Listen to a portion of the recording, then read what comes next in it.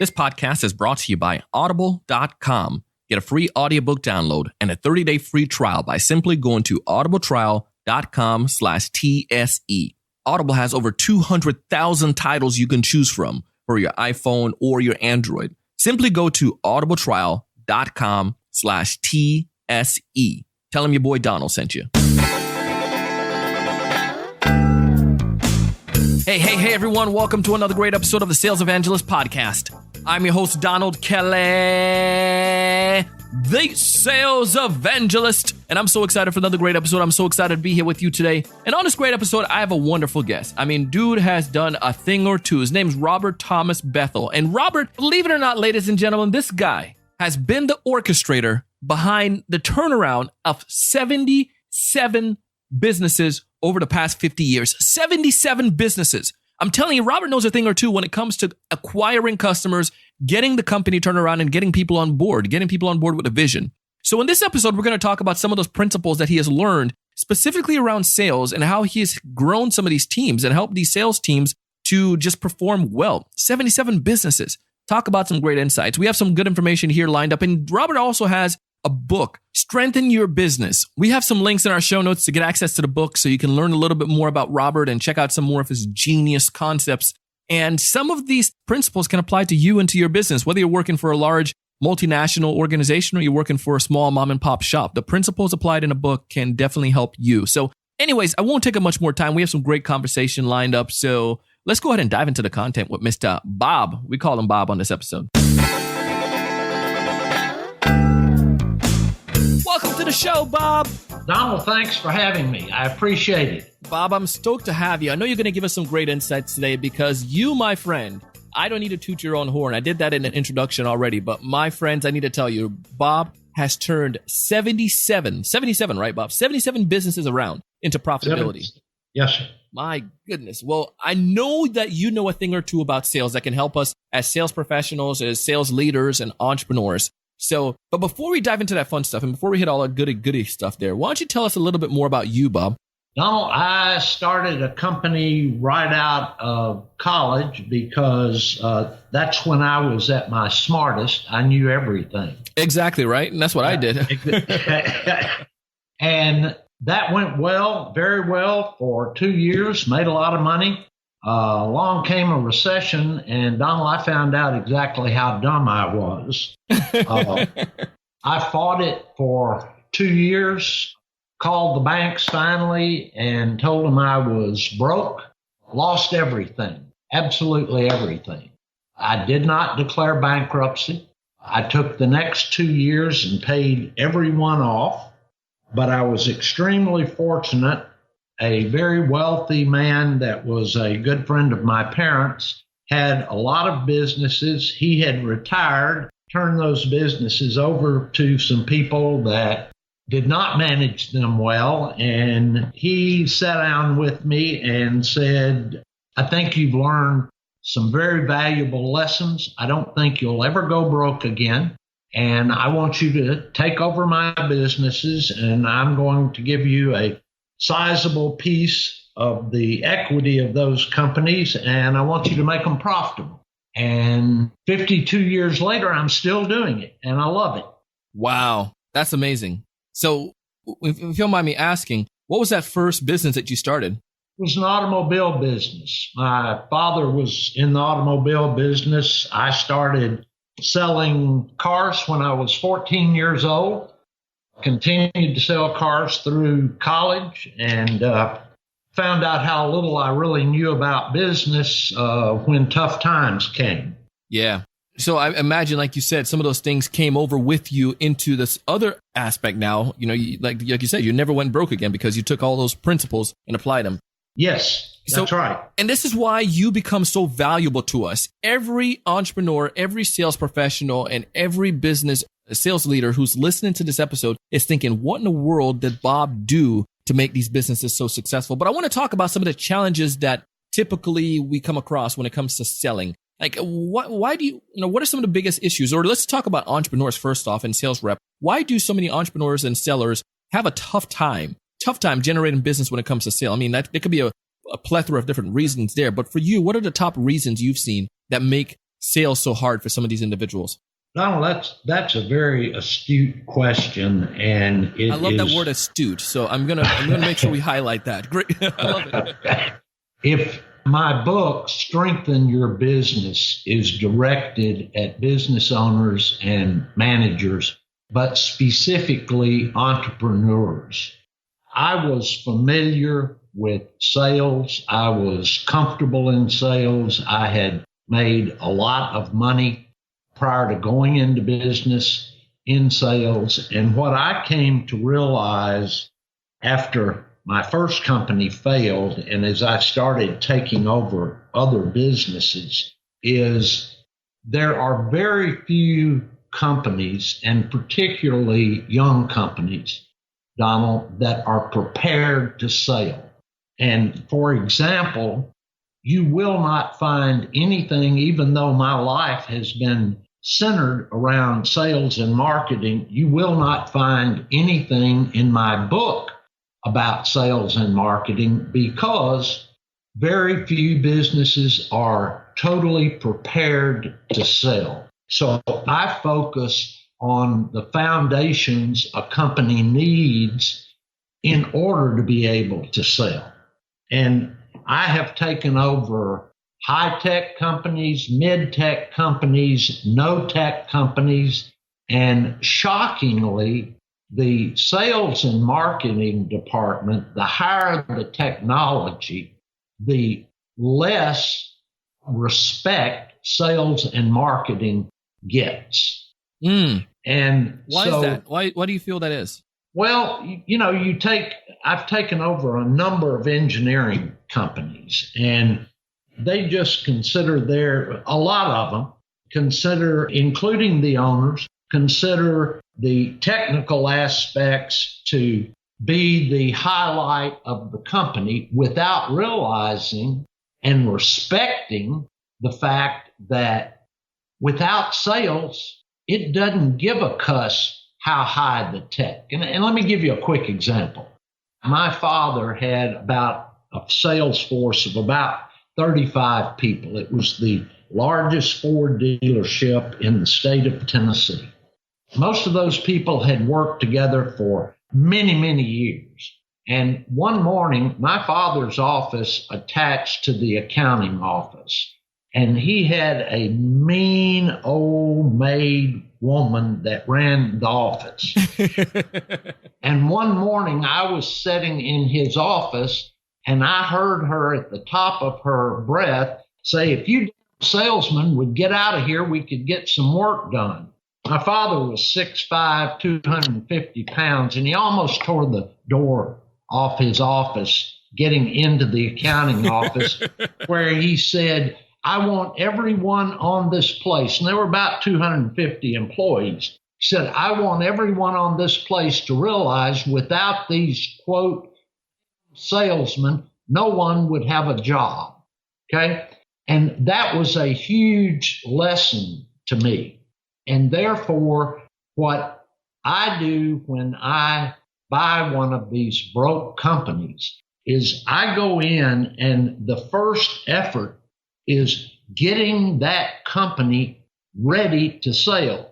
And what I mean is we got to have quality. We've got to be able to deliver what the salesman says when the salesman says it will be delivered. So we focus that entire company, and I teach the fact that the salespeople and marketing people are the tip of the spear for our company. They're the ones that are going to go out and represent us. We have to back them every minute of every day. So that's where we begin. And I think that there are a number of secrets that I share in the book that they're not complicated. You'll find no theory or concept. These are practical applications that every manager and every business owner can inject into their business this week. They're not going to cost you any money. The only thing that I ask in the book is that you buy some whiteboards so that we can measure our performance on a daily basis. And it's a key, Donald, for young businesses, old businesses. We must know where we are every single day, because let me tell you something that to me is one of the most shocking things about turning around 77 businesses.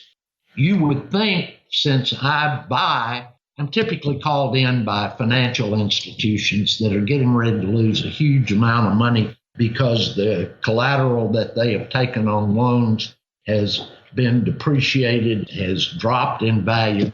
So you would think that all the businesses I have taken over have been in a declining market. Donald, every single one of them has been in a growth mode. And wow. Think about that, Donald. If you and I were in Gatlinburg, Tennessee right now, and each of us was sitting in a brand new Ferrari, and we were told to go to the top of Clingman's Dome, which is the highest point in the Appalachians, in that Ferrari, and we could go 20 miles an hour. I dare say both of us would do a great job getting to the top. Now, if we were told to make that same drive up those mountains at 170 miles an hour, I don't know about you, but I know I wouldn't make it. I'd crash and burn somewhere. Amen. So as you pick up speed in the growth of a business, the weakest links in that chain are going to break. Just that simple. Maybe not prepared to deliver the quantity. Maybe you are not prepared to deal with the accounts payable. A variety of things begin to happen as you pick up speed. So we address all those things in the book, how to deal with those things. And as I say, after I had done several turnarounds, when I would sell a company or get it back into a profitable mode, I would sit down, Donald, and make notes. And after a few of these, I realized that we were doing an awful lot of the same thing. Regardless, I've taken over companies in 25 industries. And I was shocked to see that, because I've never gone in with an assumed position that I knew what to do. So as these things kept occurring, I thought, well, this is odd. It's probably a fluke. But as time has passed, and the reason I sat down and wrote the book is because half of all businesses fail. And that's just a disgrace, because I know that that's not necessary.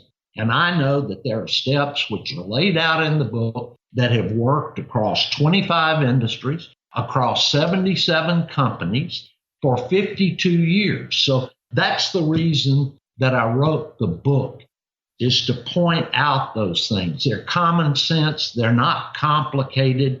And Donald, after I finished the manuscript, T. Boone Pickens is a friend of mine for over 40 years. And I sent the manuscript to Boone and asked him what he thought. And he thought enough about it that he wrote the foreword for my book. We're going to take a quick break, but when we get back, Robert's going to share with us some more of his insights that's helped him as he turned around 77 businesses. Can't believe that, 77 businesses. You're listening to the Sales Evangelist podcast, and I'm your host, Donald Kelly, the Sales Evangelist. As you've already heard, TSE Hustlers League has started. The ship has sailed this semester, but you know what? You can join us and join aboard next semester in January. If you would like to join, go ahead and register right now, apply, and we would love to have you take part with us.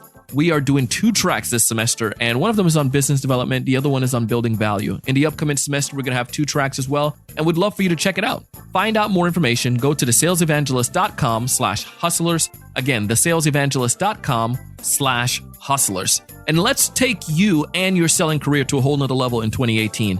It would be an absolute honor to have you join us. We're going to go ahead and dive back into this episode. And as we do, take a chance to write down some principles. Robert has given us some great information so far, but listen to the last little bit here and some of the great insights that he has to offer that can help you right now. So let's go ahead and dive back into the episode. That's amazing, man. I mean, there's several things in there that you mentioned. I mean, I'm glad your dad was that passionate about sales professionals and understood the importance of sellers, that without sellers, the business don't thrive. And the other things that I love that you shared as well is the fact that you need to track stuff every day. I can't stress that enough, how often I find sales professionals who, when we get out there, we don't know our gauge. We don't know what we're doing. We don't know how to gauge our day-to-day level. We think there's a big secret formula or there's this big magic trick, but it comes down to a lot of fundamentals. And I imagine a lot of the secrets that you have, that you shared, they're probably a lot of fundamentals, principles, right? Absolutely. And you're exactly right. The first thing that I do when we take over a business, first of all, let me say this. I have never brought new people into one of these companies. I have never brought new money into these companies. What I'm saying is everything that was needed is there. Okay. So what we do, we create day one. I walked into a company this morning and took it over. Here's what would happen. I'd lock the doors. I'd take the phones off the hook. We'd have a company-wide meeting, everyone. I'd tell them the good, the bad, the ugly. I get all of it out on the table. I then tell them that we're going to create a 90-day plan. Not a Harvard business plan, but a 90-day plan that we're going to break into months. We're going to break into weeks. And we're going to project what our revenue will be, what our sales will be, what our expenses will be. And I tell them, we don't need to be right. We're going to get as close. We're not going to spend more than a day on this, but we're going to estimate these things. And then we're going to take some whiteboards and we're going to put whatever our sales projection is, we're going to put that. That's our goal for this month. Therefore, we're going to track it every day. Someone in accounting is going to come out every afternoon and on that whiteboard, post our sales for the day. They're also going to post our expense for the day. And there may be, if we're a manufacturing plant, then we're going to post our production for the day. We've had companies that have had as many as 6 or 8 of these whiteboards, and they're not hidden, Donald. I want every single team member to see those boards every day. So we create a 90-day plan where we tell who is going to do what, to whom, when, and for how much. Now, everyone knows what you and I know as the owners, okay? And we share that information because that is one of the things I've found in every single one of these businesses is the owner hides all financial information from the employees. 2 reasons. One, the owners feel like, and every one of them has told me this before I bought the company, if they knew how bad it was, they'd all quit. Well, number one, in over 10,000 employees, I've never had anybody quit when I told them the truth. Okay. Number 2, the owners say, well, if we start making real good money, then they're going to want to raise. Well, that day one, I lay out as part of our plan, hey guys, in order to survive hard times, we're going to have a cash reserve. So when we start making really good profit, each month we're going to take some of that, we're going to put it in a cash reserve so that we won't have to lay people off or fire people in a downturn. So we're going to start preparing for that today. Number 2, we've got to reduce debt. And the way to do that is make profit and pay it down. So don't think that because we start making really great profit, everyone gets a raise, because I don't give raises. And let me tell you why. Raises jeopardize our future. Let me show you. Let's just say we have 100 people and you're in my company, Donald, and it's the end of the year. We have a performance review and we give everyone a 10% raise. Well, what we're doing is we're raising our expenses going into the unknown future. What we do in all of our companies is we give bonuses. So we set out some money for cash reserve. We pay down our debt. Then we take money that we've already made that year and we give bonuses. And our average bonuses over 52 years have come out somewhere between 10 and 18%. Now, you won't find an 18% raise, but guess what? I didn't raise our overhead going into next year. Okay. So when everyone sees that, Donald, they go, wow, let's make this plan work. Let's throw as much profit as we can so that we'll have a good bonus. But we're not raising our overhead. We're not jeopardizing our future. So those are common sense things that as you go through the book, you're not going to find anything that you say, I don't understand that. That doesn't make sense, because it does make sense and it does work. What about and it makes us a great sales organization, because that's what we focus towards as an end result to get to that profitability. I absolutely love that idea. I mean, I love that principle, that idea of because now everyone gets involved. Everyone puts a little bit more in a pot. Puts a little bit more energy in, right? Because we want to get that bonus. So we're going to hit those goals. We're going to hit those targets. And I love the idea of the transparency too. Too often we find that, we have to keep secrets. Nobody wants to hear any secrets. People, they don't want to see the secrets. They want to hear, they're going to come more and be more willing to help you once they realize how vulnerable you are and how challenges you are. You know what I mean? Exactly. But the point, Donald, is they can help you now because they know. Yeah. Stop and look at it like this. What if yesterday afternoon Tom Brady had trotted out into the huddle and said, snap the ball on 3? That's all. Everyone would look, what's the plan? What's the play? Okay? Yeah. So the surprising thing over the years is by sharing this information and teaching and coaching. Here's how we get to a profit. To teach your people to understand a profit and loss statement and what that means and how we make profit. By teaching them that, you'd be shocked over the years at some of the lower ranking team members, the great ideas they brought to the table. When it comes to, and I just wanted to get into a little bit more, 2 questions that I have for you. There are different methods of prospecting, and I would love to learn from you what's your philosophy to help sellers prospect, and then also what are some of the things that we can do to help those new and struggling sellers to perform well. So 2 questions. Well, I think this. I was raised under the principle, and I still believe it, that it takes 100 prospects, it takes 100 contacts to equal 1 prospect. And it takes 10 prospects to equal a sale. And companies that I've gone into, Donald, there seems to be a philosophy out there that, well, I'm here to take a customer that walks in the front door. I'm here to wait for our advertising to work. And I throw that right on the back of all of our salespeople. I worked with a commercial realtor for years in Nashville, where I'm from, and every young guy, and every time he came to my office, which was at least once a week, he would lay his business card on my desk. And after a number of visits, I said, you've given me your business card. Don't waste them.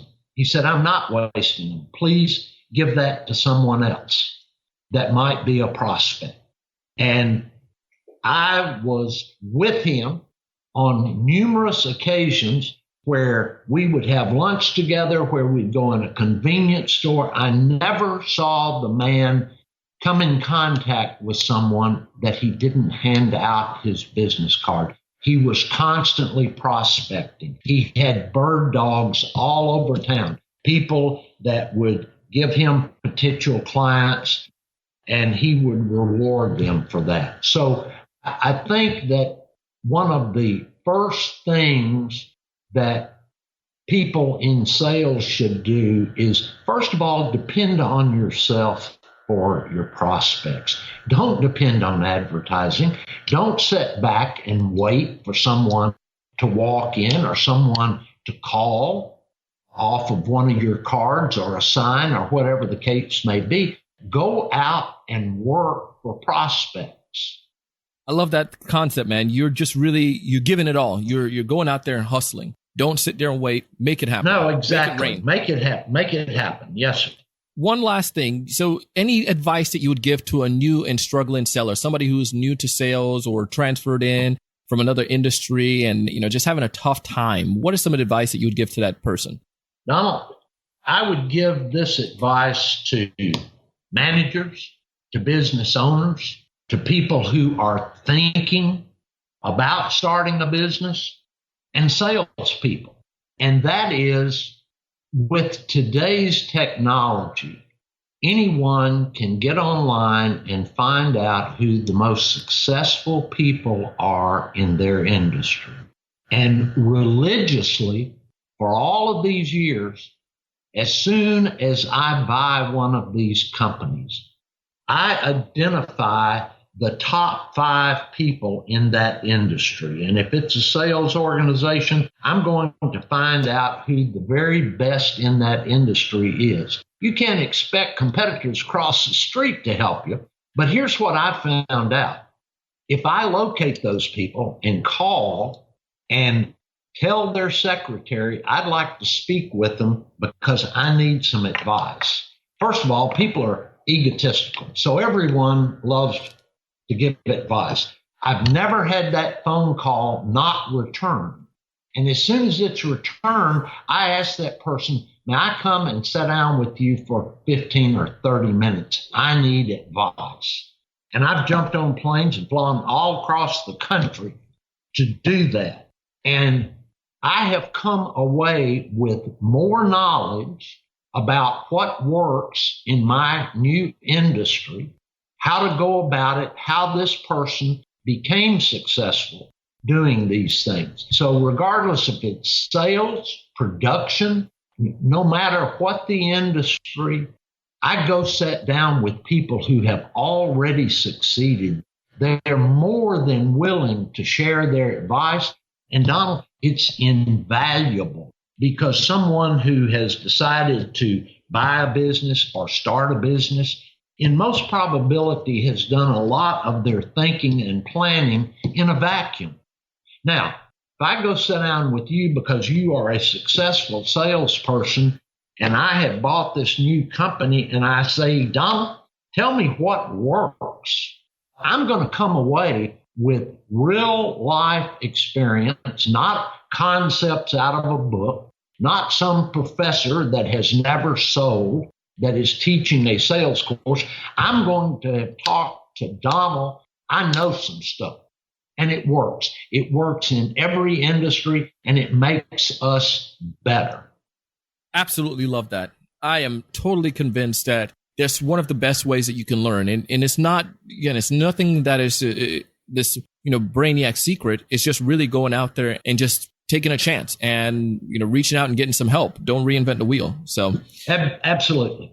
If there's one major takeaway you would like folks listening to this episode to walk away with from our conversation today, what's that one major piece of advice? Include everyone in your company. If you're a sales manager, if you're head of marketing, or if you're a salesperson, communicate with the rest of the team of how important their support is to your sales effort. Don't bitch and gripe at them. Hey, this customer called and component we sold him didn't work. Make sure before products go out that they've been tested. Make sure you're prepared to service. And if the sales and marketing team will constantly reinforce the value of support. And just stop and think about it. We're working on a bonus system. Hey, Donald, you're head of production. If what you produce, the quality is such that I can't sell it, neither you nor I are going to make a bonus because the company's not going to make a profit. So it's a team approach, and the sales force needs to continually take the lead in making sure the rest of the company is supporting them all the time. And it's not a pain in the butt that marketing people are challenging people to do. It's absolutely necessary for all of us to make a profit. Love that stuff, man. If folks out there want to get in touch with you, what's the best way for them to connect with you, Bob? My website is Robert Thomas Bethel, BETHEL.com. And my book, Strengthen Your Business, just went on sale last week on Amazon. It's available in ebook, paperback, or hardback. Well, or they can buy all three, Donald. Hey, that's fine. I think it's a great thing. Always seek to learn. So I'm going to go ahead and put all that information in our show notes so folks listening to this episode can go back and get connected and learn from you. We appreciate you taking some time to come on the show today and for being willing to part some knowledge with us from your success over these 77 businesses. Thank you again. Donald, really I appreciate it, and I certainly appreciate what you're doing. Well, thank you so much, sir. It's an honor to be able to take part. Thank you. I told you Bob knew what he's talking about. I told you. Dude has done it once or twice. 77 businesses to be exact.